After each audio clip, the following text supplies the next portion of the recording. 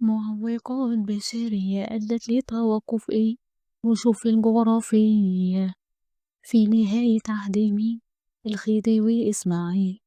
طب هي يا ترى زي الاستعانة بالأجانب وتعيينهم في وظائف عليا، سوء أوضاع مصر الداخلية بسبب ظروف سياسية ومالية، معوقات طبيعية أدت لتوقف كسوف الجغرافية في نهاية عهد مين؟ الخديوي وإسماعيل.